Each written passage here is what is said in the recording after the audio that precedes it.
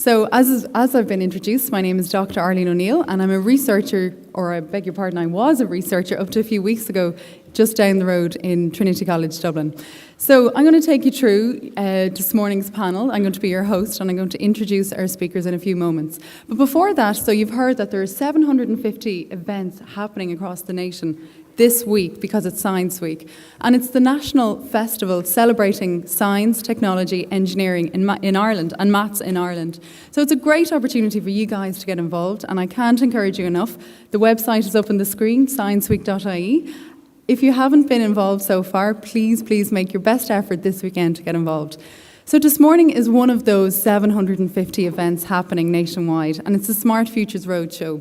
So it's an opportunity for you guys to actually see people who currently work in different areas of science, technology, engineering and maths.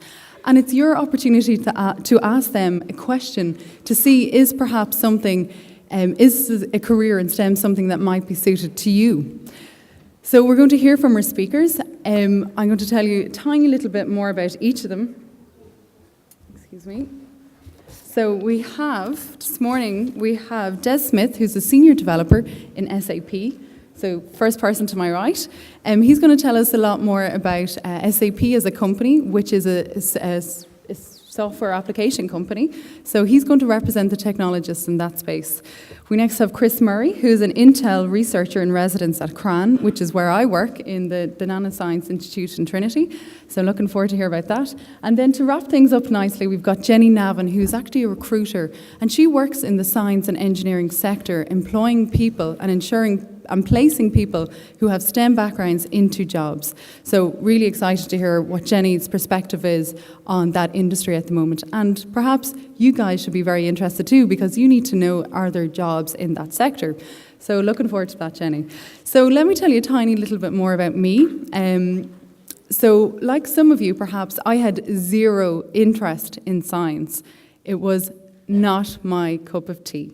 And until I moved house when I was age 15, so just a little bit younger than some of you, and I moved house and I was forced to take up science in the new school that I was moving into. So there I was, very begrudgingly, stepping into a science subject that I thought I would hate. And I really thought it was a boys' subject, in fact. I thought it was messy and not for me.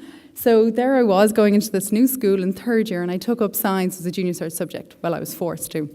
And very quickly, I loved it. I realised it was about logic and it was about the world around us, and I really just got a great flair, and I was very excited by it.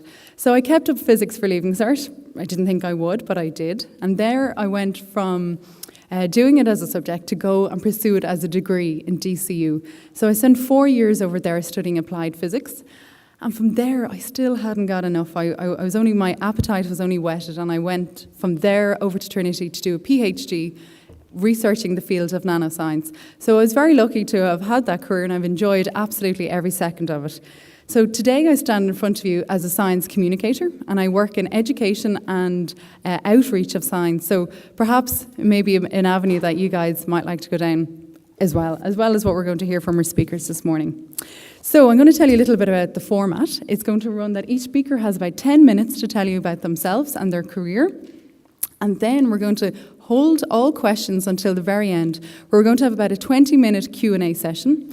And guys, it's in your very best interest to come up with a good career question, because one of you lucky guys will be leaving today with a pair of Dre Beats headphones.